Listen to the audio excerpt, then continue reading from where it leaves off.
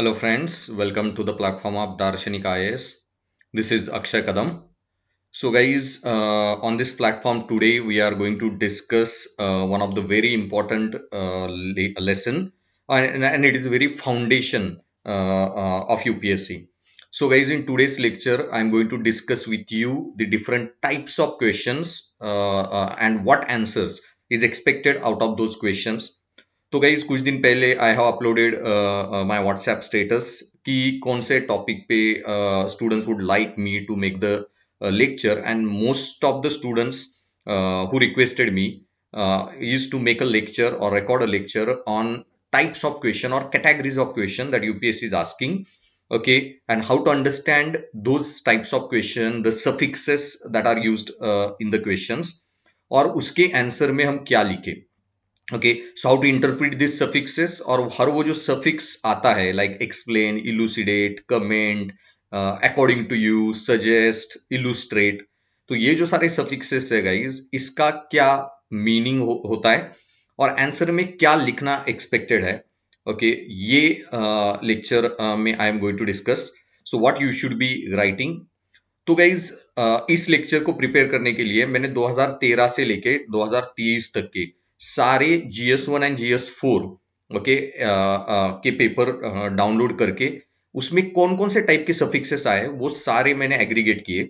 और अब ये जो सारे सफिक्सेस है, बहुत सारे सफिक्सेस है जिसको मैं एक चार्ट में मैंने प्लॉट किया है. ओके, तो वो जो सफिक्सेस है, पहले वो कौन कौन से सफिक्सेस है और उसमें क्या क्या बेसिक एक्सपेक्टेड है वो भी डिस्कस करेंगे. और जो यूपीएससी ने खुद सवाल पूछे थे वही क्वेश्चंस मैंने यहाँ पे ऐड किए, और उसके आंसर में व्हाट वाज एक्सपेक्टेड, ये सारा ओवरव्यू मैं इस लेक्चर में आपको दूंगा. Okay, so this is very basic और foundation of UPSC mains paper, and ये जानना गाइज आपको बहुत काम आएगा, बहुत हेल्प करेगा. क्योंकि अगर क्वेश्चन का इंटरप्रिटेशन आप ठीक से ना करो तो आंसर में जो भी लिखोगे it won't be of much help. Okay, so to improve your interpretation आप ये लेक्चर जरूर सुनिएगा, understand it properly, and then we will discuss in the end. We will discuss some questions also.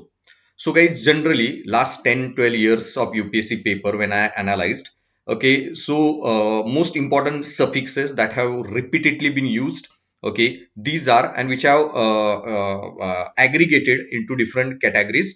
क्योंकि वो उसका मीनिंग आपको आगे समझ में आएगा. ये ऐसे मैंने इनको ग्रुपिंग क्यों किया, because they all mean the same thing. तो वो ग्रुपिंग के हिसाब से कौन कौन से सफिक्सेस है.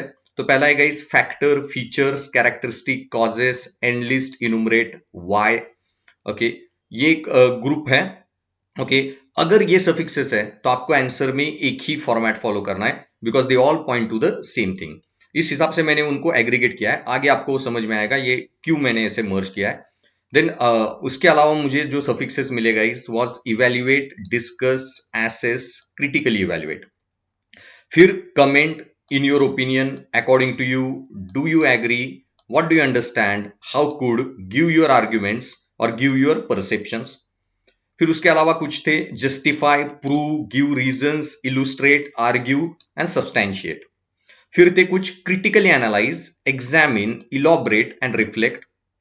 Then highlight significance or importance, describe, elucidate, explain, outline. Okay, describe, elucidate, explain, outline. Then suggest or measures. Then compare, और उसी related था contrast, differentiate and distinguish. And then एक एरिया जिससे जो सफिक्सेस आल्सो यूज किए थे वो था implications. Okay, what do you mean bye implications. तो ये गाइज ऑलमोस्ट 30 एक सफिक्सेस होंगे जो यूपीएससी ने रिपीटेटिव यूज किए. तो हम इनका मीनिंग जानना चाहेंगे गाइज.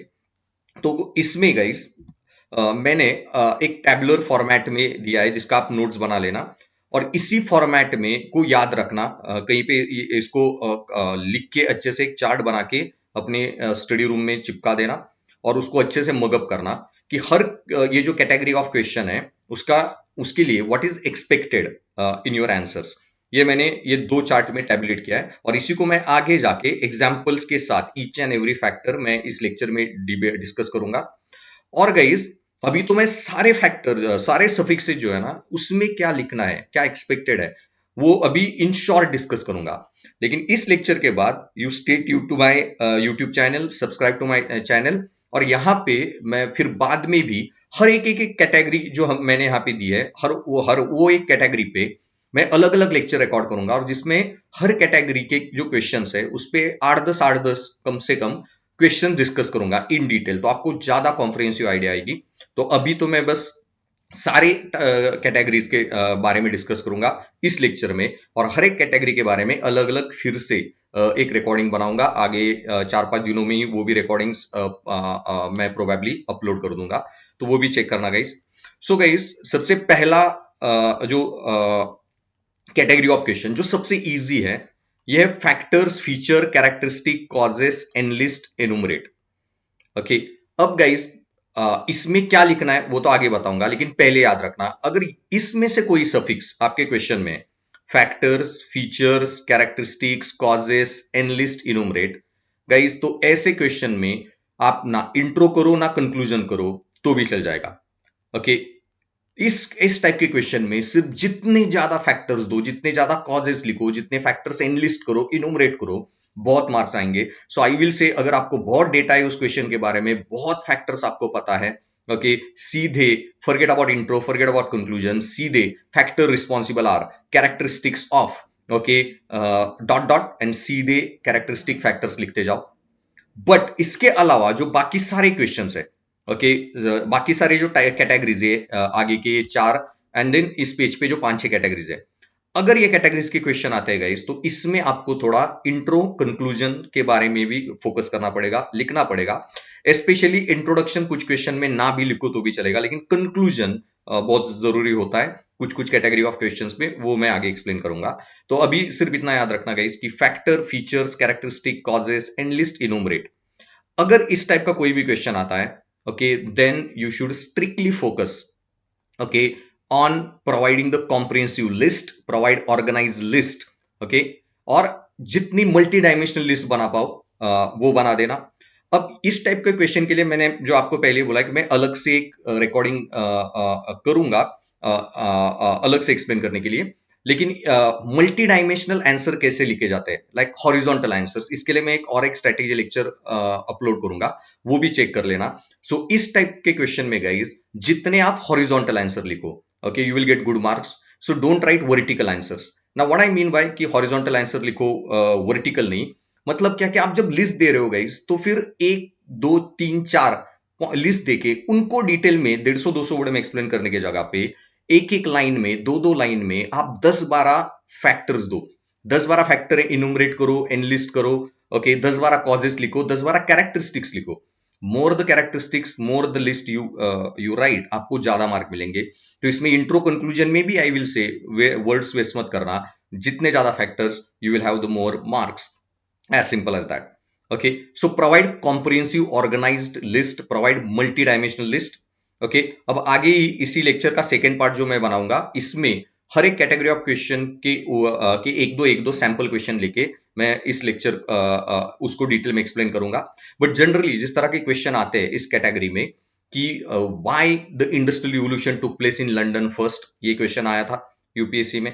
तो इस टाइप के जो क्वेश्चंस है, ओके, एनलिस्ट, तो जितने ज्यादा फैक्टर लिख सकते हो, okay, why so many battles of Panipat happen in sorry, why so many major battles were fought in Panipat ground और that reason location, what was the causes, तो सिर्फ कॉजेस लिखो, जितनी लंबी लिस्ट दो that will be better. Then second आते हैं guys, category of question is evaluate, discuss, assess और critically evaluate.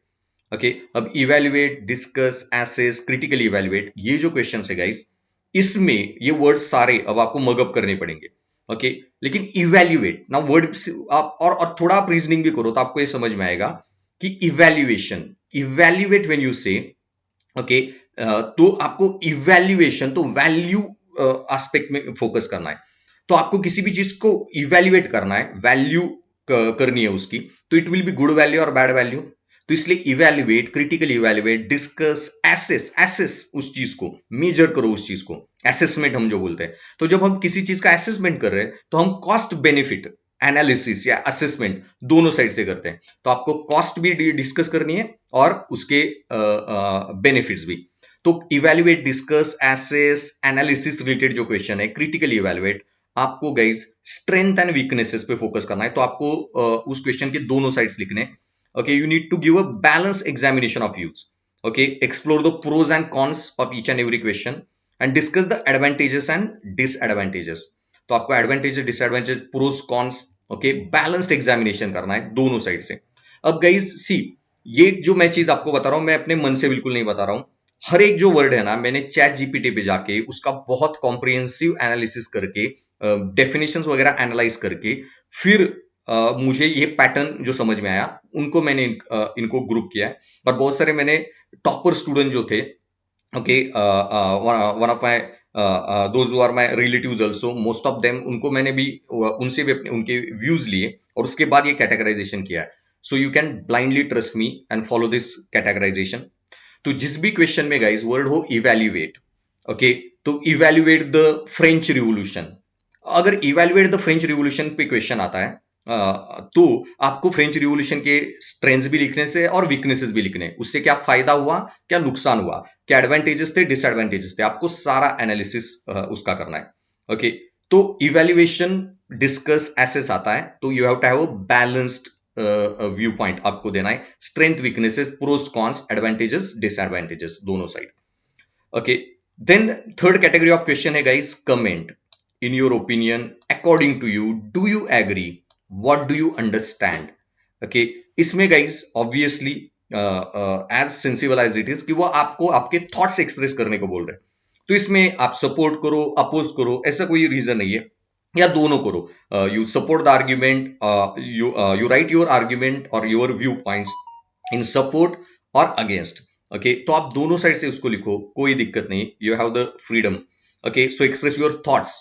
Okay, what according to you is eudaimonia, जिस तरह से इथिक्स में क्वेश्चन आते हैं। ओके, और give your opinion that whether French revolution was successful, आप अपना ओपिनियन लिख सकते हो। Okay, so what do you understand by this term, इस तरह से कोई भी, लाइक गुड गवर्नेंस, आप क्या समझते हो। अब यहाँ पे भी गाइस मेरी एक जनरल गाइडलाइन आपको रहेगी, और मैंने मेरे केजी के क्लासेस में मैं अपने स्टूडेंट्स को भी यही बताता हूँ कि जहां पे भी भले आपको भी ओपिनियन पूछा हो, okay, but try to supplement your answer with the thinkers answers. अगर आपको उस चीज पे, उस आइडिया पे, किसी थिंकर की आइडिया पता है, तो फिर आप बताओ कि मैंने इस थिंकर को जब पढ़ा था तो मुझे ये चीज समझ में आई।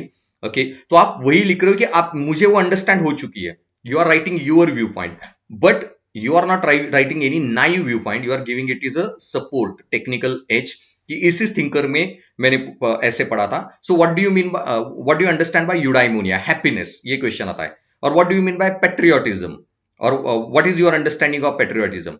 ओके, तो आप वहां पे आपकी डेफिनेशन क्या जगह पे हैप्पीनेस क्या होता है, आप ऐसे लिख सकते कि while studying Aristotle I realised, okay, that happiness is not material things, happiness is also, okay, is much more than the materialistic pleasure.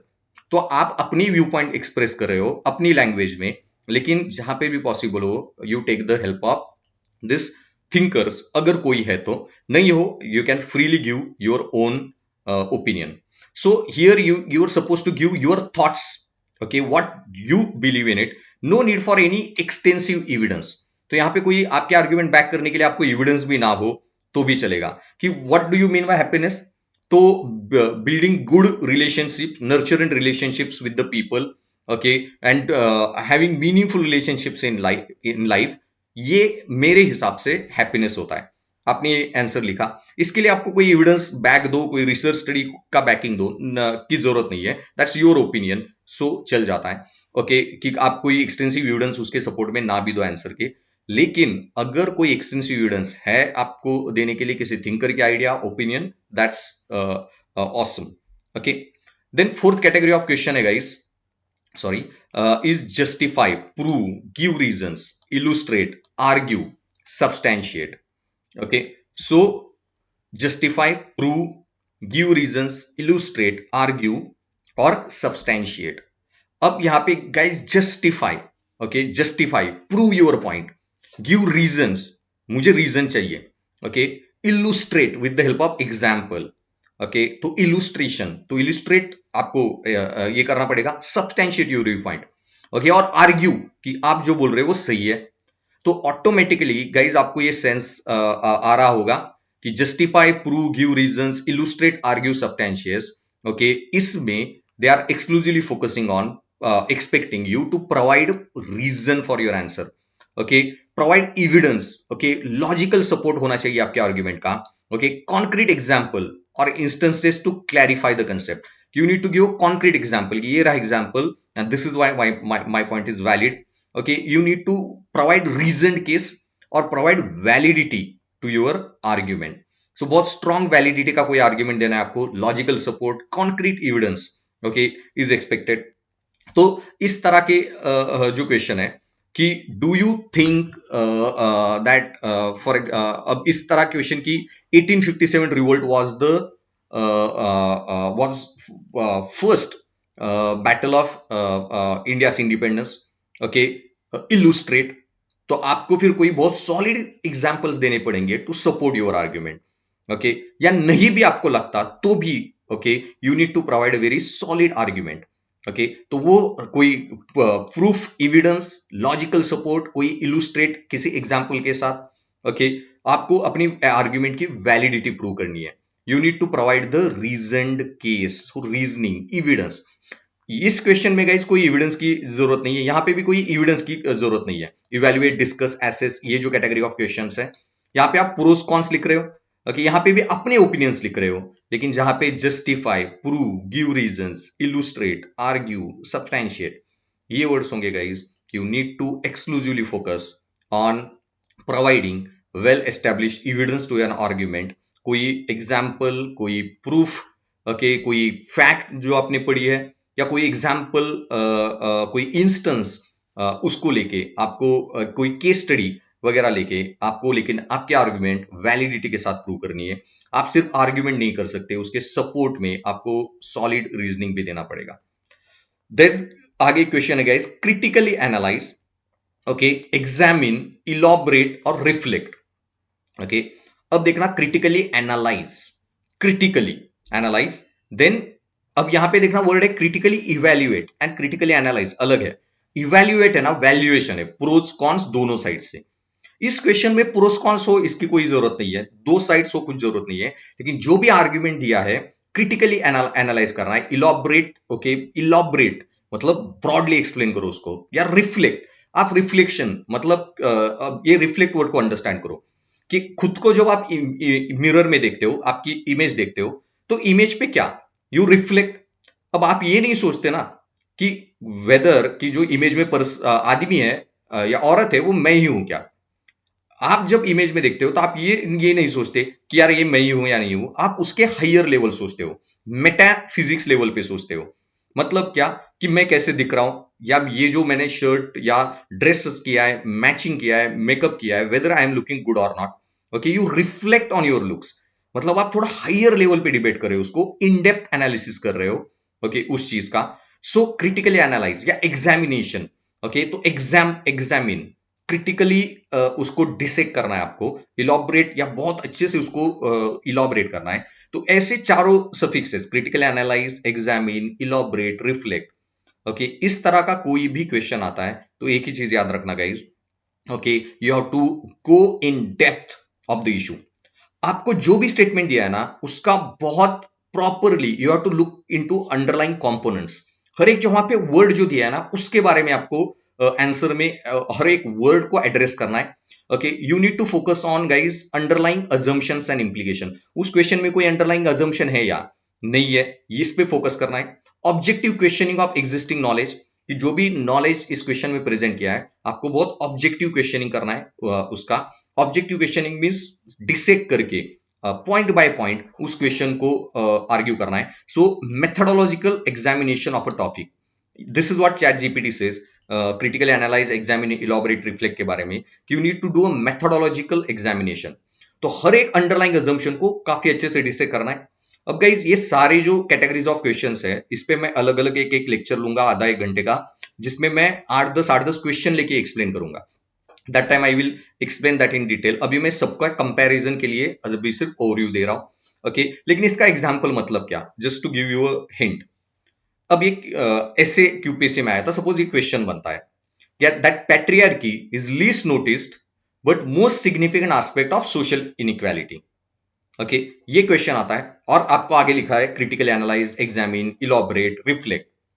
तो गाइज आपको एनालाइज करना है क्रिटिकली कि पैट्रियार्की की वजह से सोशल इनइक्वालिटी हो रही है, यस, तो क्या क्या आर्ग्यूमेंट है, नहीं हो रही है, क्या क्या आर्ग्यूमेंट है, दोनों साइड से लिखो, फिर हो रही है नहीं हो रही है, आप एनालाइज करो उसको डिटेल में। फिर इसी में क्या लिखा है कि patriarchy is causing social inequality, लेकिन और एनालाइज करो तो इसमें एक वर्ड है कि पैट्रियार्की इज लीस्ट नोटिस्ड, तो फिर लीस्ट नोटिस वर्ड ये भी एक कंपोनेंट है। Look at the every component of the word, okay, each and every underlying assumption. Okay, तो फिर यहां पे एक अंडरलाइंग कंपोनेंट क्या है कि लीस्ट नोटिस, तो आपको इस पे भी थोड़ा लिखना पड़ेगा कि चलो पैट्रियार्की सोशल इनइक्वालिटी कर रही है, ये तो मैंने एनालाइज किया, रिफ्लेक्ट किया, एलॉबरेट किया, लेकिन ये लीस्ट नोटिस क्यों है, इसको भी मैं एलॉबरेट करूंगा। तो आपको हर एक आर्ग्यूमेंट जो वर्ड दिया है ना, इसके बारे में डिबेट करनी है, काफी डिटेल में जाके डिबेट करनी है। Okay, so I hope you are understanding critically analyze, examine, elaborate, reflect. Same way guys, अगर आपको क्वेश्चन आता है कि एक आया था जिसको मैं डिस्कस करूंगा बाद में सेपरेट लेक्चर में, कि वर्क फ्रॉम होम या ये जो वर्क फ्रॉम होम चल रहा है इज और गिग इकोनॉमी, दोनों पे क्वेश्चन आया था। Gig economy is empowering Indian women, okay, critically analyze, और एम्पावरमेंट और gig economy role in empowering women, critical analyze. तो आपको इस क्वेश्चन में डिफाइन पहले डिस्कस करना है कि गिग इकोनॉमी क्या एम्पावर कर रही है, कर रही है तो कैसे कैसे कर रही है, नहीं कर रही तो क्यों नहीं कर रही है, ओके, और या कैसे कैसे एम्पावरमेंट को प्रॉब्लम भी क्रिएट कर रही है, और अगर इसको और एम्पावरमेंट बनाना है तो फिर और कैसे क्या क्या किया जा सकता है। तो हर एक अंडरलाइन वर्ड जो है उसका पॉइंट बाय पॉइंट, हर एक वर्ड का हर आर्ग्यूमेंट जो बन सकती है क्वेश्चन में, उसको आपको मेथोडोलॉजिकली ऑब्जेक्टिवली एनालाइज करके प्रेजेंट करना है। ओके, तो इसलिए ये भी एक कैटेगरी बहुत इंपॉर्टेंट है, याद रखना। फिर गाइस एक आपको काफी क्लियर कैटेगरी आती है क्वेश्चन की, हाईलाइट, सिग्निफिकेंस और इंपॉर्टेंस। तो उस चीज का सिग्निफिकेंस लिखो, इंपॉर्टेंस, हाईलाइट, हाईलाइट अगर वर्ड यूज है, सफिक्स यूज किया है क्वेश्चन में, तो गाइज ऑब्वियसली समझ में आ रहा है आपको, draw attention to the most significant aspect, impact or meaning of a concept, okay, why the topic is essential, why it matters, okay, value or why it is relevant, इस पे। For example कि we need Gandhi more than ever today, okay, और establish importance of this statement, या which Gandhian ideas are which Gandhian ideas are significant today और applicable in today's world. तो आपको most important चीजें जो है इनके बारे में आंसर में लिखना है, ओके, ड्रॉ योर अटेंशन, और हाउ वुड हैव बीन और what was the significance of French revolution in world history.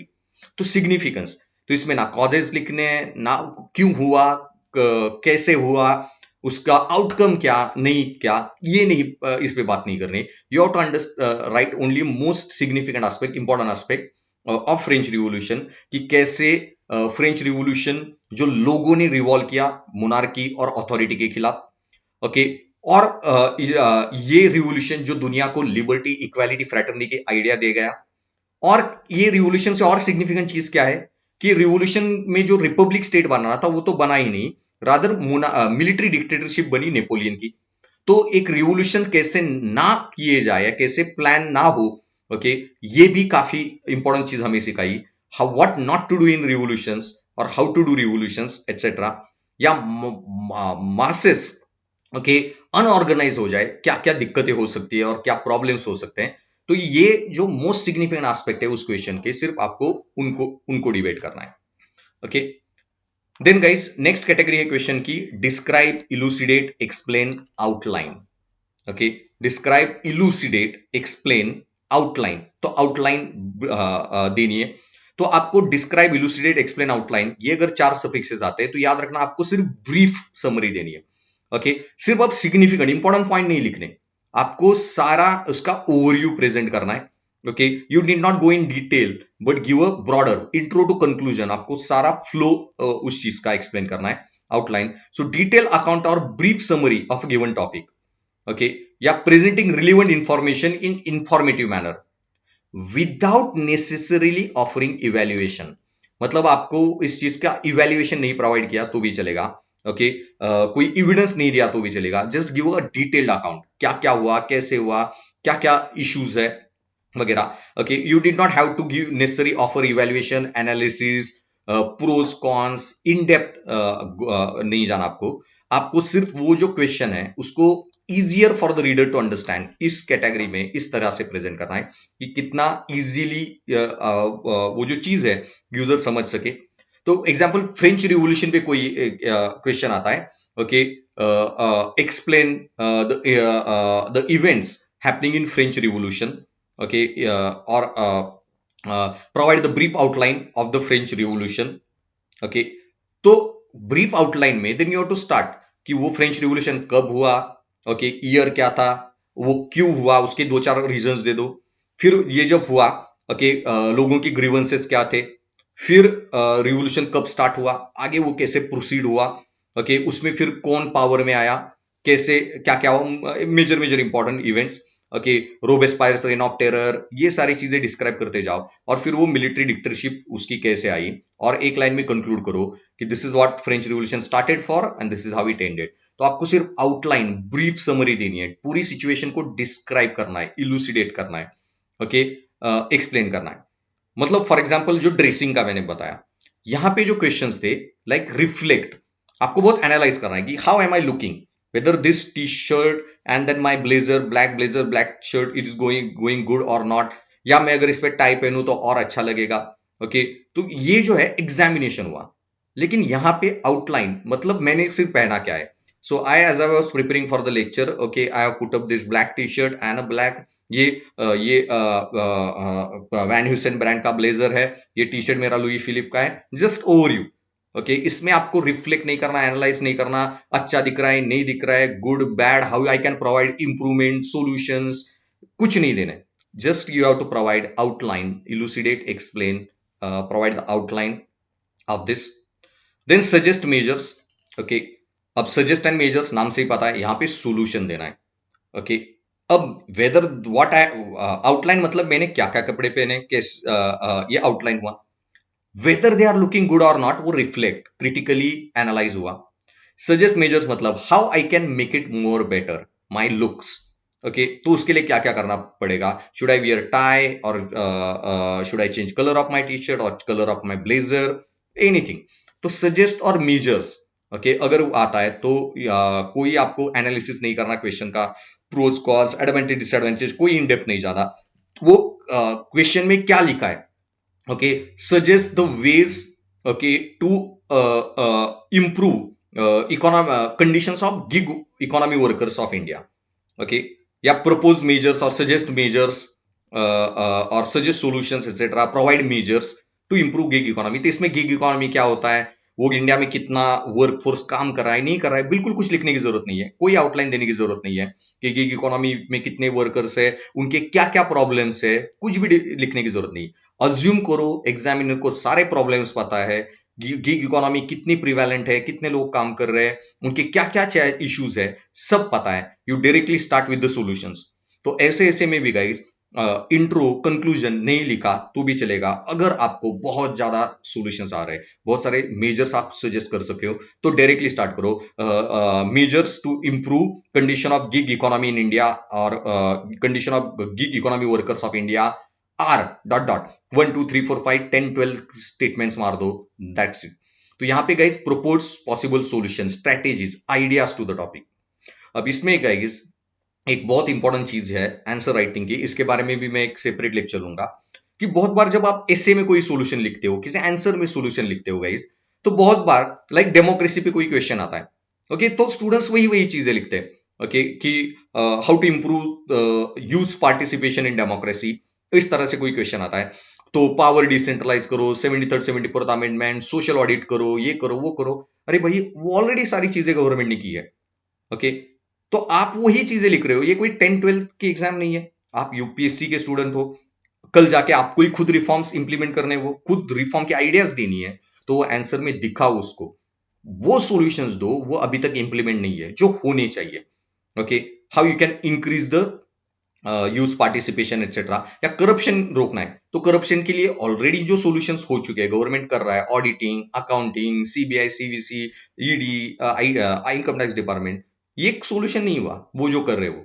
Solutions आपके इनोवेटिव होने चाहिए कि इंडिया में विसल ब्लोअर प्रोटेक्शन एक्ट में विसल ब्लोअर्स को रिवॉर्ड नहीं है द वे अमेरिका यूरोप में होता है। ओके, ये आपका सॉल्यूशन हुआ। ओके, इंडिया में रिवॉर्ड करप्शन के केसेस में प्राइवेट प्रॉपर्टी जो होती है किसी आदमी की, उसको कॉन्फिस्केट नहीं किया जाता, ये सॉल्यूशन हुआ। Solution should be extremely innovative. Okay, जो पहले गवर्नमेंट कर रहा है, आपने कई न्यूज़पेपर में पढ़ा है, मैं करंट अफेयर की मैगजीन में पढ़ा है, और उसी को बोल रहे हो कि ये चीजें इंप्लीमेंट करो जो ऑलरेडी गवर्नमेंट ने इंप्लीमेंट की है। What new you are providing? तो ये सजेस्ट मेजर्स में गाइस वो चीज काफी इंपॉर्टेंट है, यूर यूनिक सॉल्यूशंस। हाँ, चार पांच चीजें आप जो ऑलरेडी गवर्नमेंट कर रही है उसमें इंप्रूवमेंट सजेस्ट कर रहे हो, ठीक है, लेकिन एक दो सॉल्यूशन गाइस आपके खुद के लिखो। Okay, show your potential to the examiner कि मुझे इतने सॉल्यूशंस अभी से पता है, मुझे आईएएस बनाओ, आगे जाके I will change the game. Okay, so ये चीज याद रखना, इस पे भी मैं अलग से एक रिकॉर्डिंग बनाऊंगा, सिर्फ सॉल्यूशंस कैसे लिखे जाए, या how you can make it better. Then question है compare. Compare, that is compare आता है तो सिमिलैरिटी डिफरेंसेस दोनों चीजें लिखने। ओके, तो सिमिलरिटीज एंड डिफरेंसेस में, लाइक फॉर एग्जांपल अभी फ्रेंच रिवॉल्यूशन का जो मैंने बताया कि what is the similarity, compare French and American revolution. तो अमेरिका और फ्रेंच रिवॉल्यूशन में सिमिलैरिटीज क्या थी और डिफरेंसेस क्या थे, दोनों लिखने, कंपेयर वर्ड आता है तो। ओके, या compare NCM movement with the Chauri Chaura movement. Give me a second guys.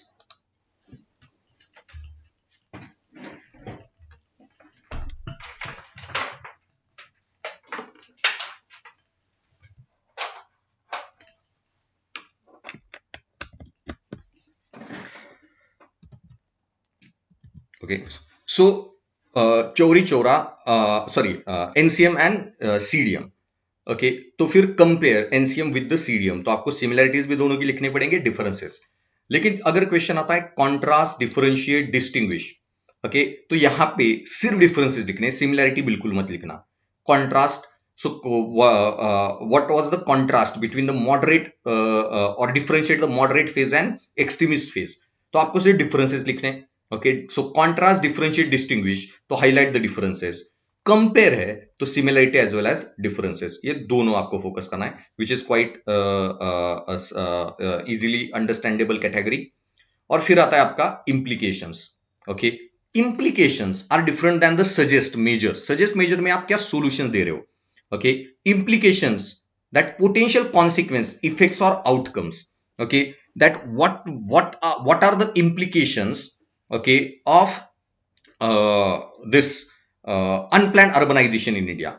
तो अगर ये अनप्लान अर्बनाइजेशन इंडिया का चलते ही रहा तो इसके पोटेंशियल इंपैक्ट कॉन्सिक्वेंसेस क्या होंगे। Okay, what will be the implications of globalization on Indian village culture.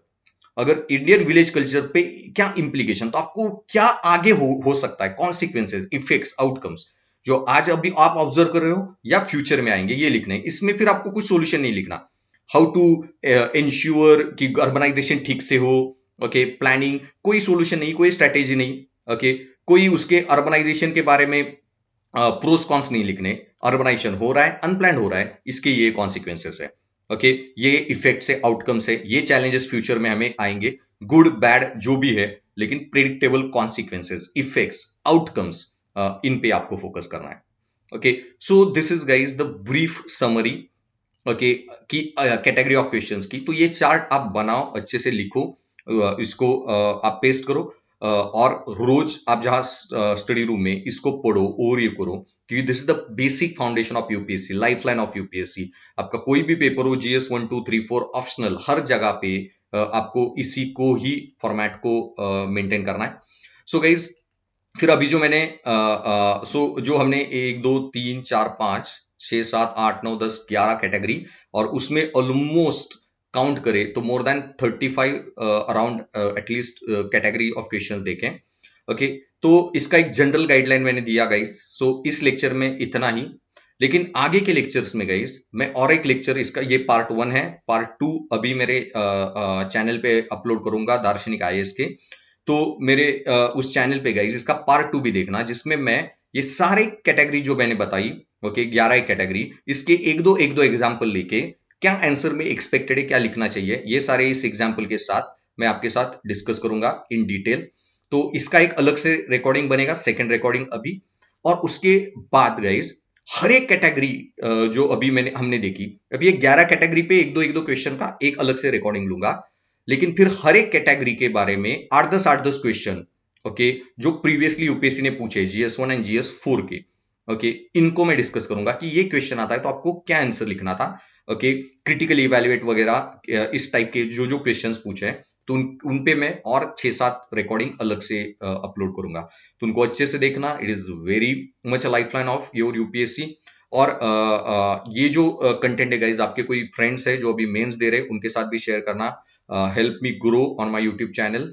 So thanks for listening guys and stay tuned. और most of you guys must have attached to my Telegram channel also, या जो मेरे students है उनको के पास मेरा telephone number भी है।